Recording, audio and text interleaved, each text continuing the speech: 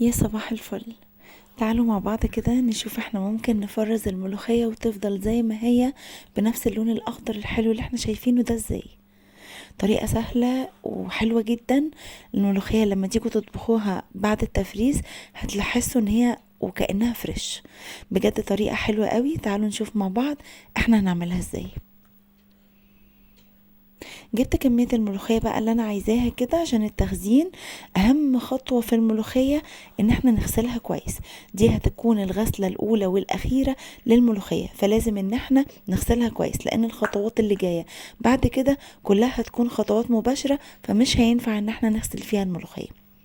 هنديها بقى شطفة واتنين وتلاتة، نتأكد ان احنا شلنا منها اي حاجة جاية بقى من الارض او اي اتربة او اي حاجة. لازم الملوخية تكون نظيفة جدا معايا. غسلت الملوخية بتاعتي كويس، هبدأ بقى ان انا اشيلها في مصفى وهسيبها حوالي 10 دقايق كده تنزل المية اللي هي فيها. احنا مش مهم نشيل المية كتير منها، يعني مش هتفرق كتير الخطوة دي لان كده كده اوريدي احنا هنحطها في مية تاني مغلية.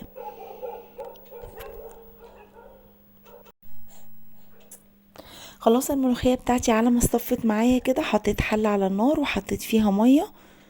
المية دي بداية الغليان بتاعها هبدأ فيه انزل فيها بمعلقة ممسوحة كبيرة من الملح،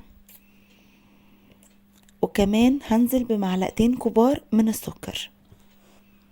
ما تقلقوش خالص من السكر، مش هيضيف ليها طعم ولكن يعني هيعزز معايا اللون والنكهة، يعني كل حاجة فيها هتكون حلوة. هديهم بقى تقليبة مع بعض كده، وبعدين هنزل بمعلقة شاي من البيكنج صودا اللي هو البيكربونات الصوديوم او الكربوناتو، مش عارفة بقى يعني كل واحد بيسميها ازاي. زي ما انتوا شفتوا كده اول ما نزلت بيها عملت الفوران اللي انتوا شفتوه ده. هبدأ انزل بقى بشوية شوية من الملوخية بتاعتي. انا هنزل على فترات بالملوخية لان انا عندي كمية كبيرة منها، فهستنى بس لما دي اقلبها في المية كده وتبدأ انها تهبط علشان خاطر اعرف احط باقي الملوخية بتاعتي معايا. لكن انتوا لو عاملين كمية صغيرة تقدروا تحطوها على بعض.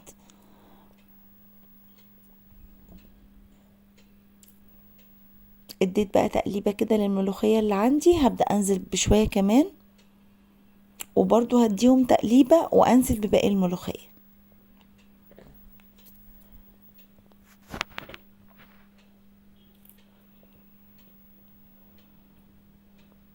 زي ما انتوا شايفين هي بتهبط بسرعة، وده لان المية درجة حرارتها سخنة جدا.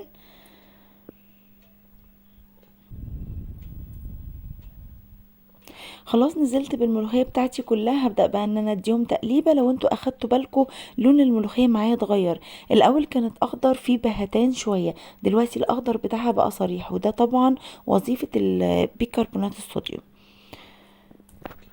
برضو ما تقلقوش منها، هي مش هتغير الطعم بس هي بتحافظ لي على اللون.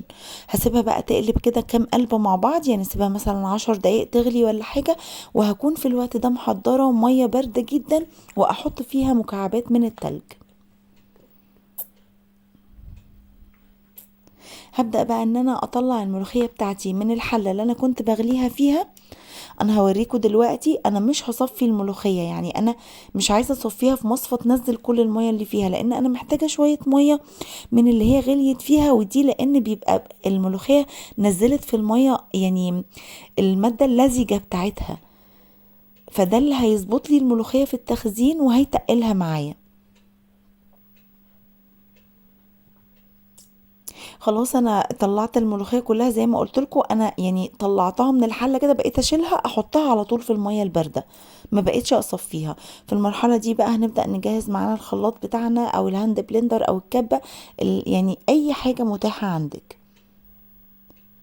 وزي ما انتم شايفين الماده اللزجه اتنقلت عندي في الميه البارده. نفس الحركة اللي عملتها وانا بنقل الملوخية من الحلة للمية الباردة هعملها وانا بنقلها من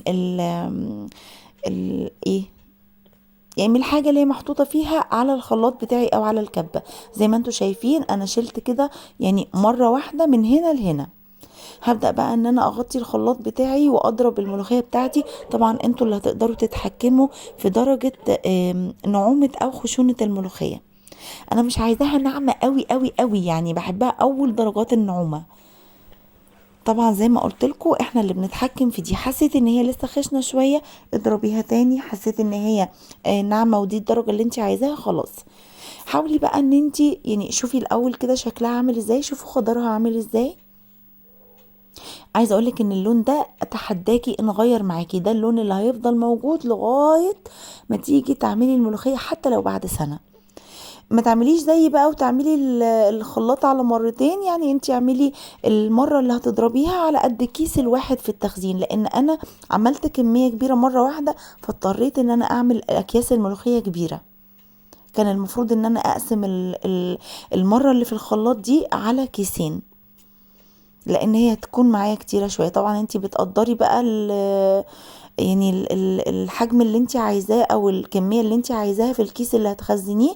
بس طبعا انا لما لقيتها بقى المية المرة جاية يعني الكيس حلو كده، فقلت خلاص انا هدي لاختي واحد وادي لمام واحد، فيعني هتتظبط واجيب مرة تانية واخزنها ومفيش مشكلة. هركز معاكم تاني على اللون، شوفوا خضرها عامل ازاي، بجد حلوة جدا. هكمل بقى بقية الكمية بتاعتي كلها. وبعد ما ضربت الكميه بتاعتي كلها زي ما قلت لكم الاكياس بتاعتي طلعت كبيره زي ما انتم شايفين كده، يعني انا الكيس ده عندي يقضيني على مرتين. ليه بقى؟ لان يعني احنا اكلتنا مش كبيره قوي، في نفس الوقت بكون انا واحمد بس، او انا واحمد وماما. ممكن اعمل الكيس الكبير ده لو مثلا اختي موجوده او ولادها، يعني بيرمي معايا شويه كتيره. لكن هو المفروض كنت انا اعمل الكيس على 2. طبعا انتي بتقدري الكميه اللي انتي عايزاها على قد افراد عيلتك بقى وعلى قد اكلكم، فما فيش مشكله، قسموها بالطريقه اللي انتوا عايزينها. زي ما قلت لكم اللون هيفضل متحافظ عليه بالخضار اللي انتوا شايفينه ده، والطعم بجد حكايه. كل مرة هتطلعي فيها كيس الملوخية بعد شهر، بعد 2، بعد 3، هتحسي كأن الملوخية بتاعتك فريش، بجد حلوة قوي. اتمنى ان انتوا تجربوا الوصفة بتاعتي بالطريقة دي وتقولوا لي رأيكم في الكومنتات. ان شاء الله اشوفكم على خير الفيديو اللي جاي في وصفة جديدة ووصفات احسن واحسن. سلام عليكم.